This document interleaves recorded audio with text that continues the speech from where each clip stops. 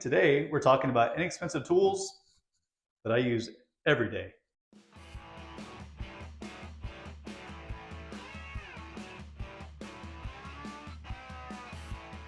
We're going to start today with probably what I feel like is the most important tool, and that is a moisture meter.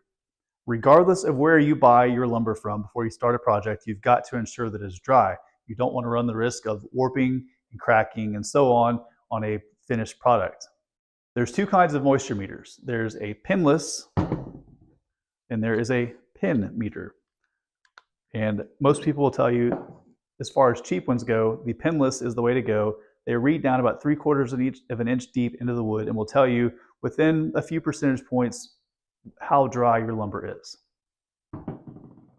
I purchased this one from a big box store for around $30, I think, and while it's probably not the most accurate thing out there, it'll get you close enough and will tell you within a few percentage points of how dry your wood is.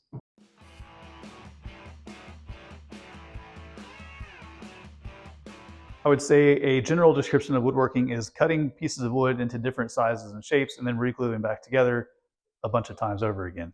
And included in that process is measuring. And one tool that I use to measure probably more than anything is this dial caliper here. I use a dial caliper two ways. Probably the most common would be as I'm running items through a planer to measure the actual thickness.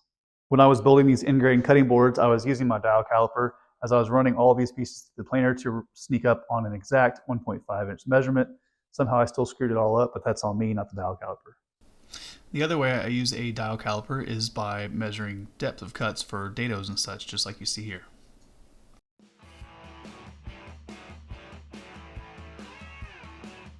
The third tool you may have never seen before is something called a magnetic level box.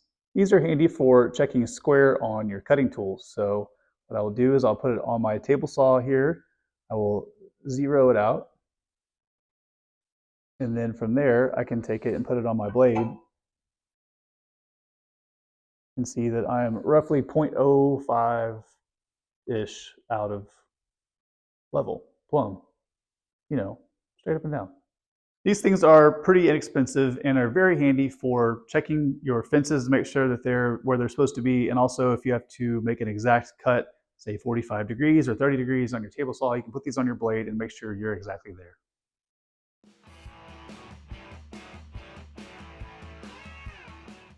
If my dial caliper is the most used measuring tool in my shop, then this here, a combination square, is a very, very close number 2 because I use it for pretty much everything. This includes everything from transferring measurements between pieces and marking straight lines across other pieces.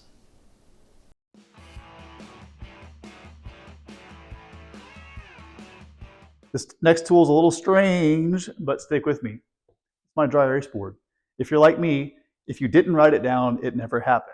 So I have to use this to make lists for myself, make a plan for maybe a process that I'm about to try out, or to just draw out something that I've got floating around in my head and just want to see if it makes sense on paper. So a dry erase board is definitely an indispensable tool in this shop.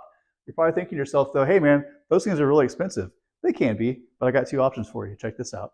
The first option is Facebook Marketplace, my old go-to, because everything exists there for a fraction of the price of new. Always a good place to start.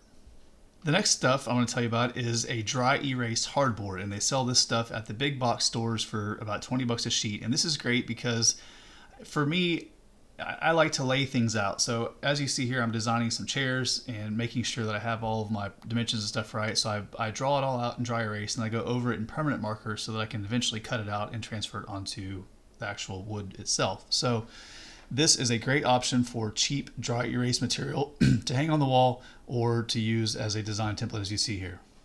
Surely I haven't covered everything. There's things like card scrapers or these cheap little clamps that are outstanding that I use for everything. But part of the woodworking community is just that, it's the community. So if there's things that I've left out, like maybe the two-part epoxy that is color matched, add those down in the comments. Let other people know what I've missed, what you can add to the list, and what everyone should be looking at for their shops. Thank you very much, and we'll see you on the next one.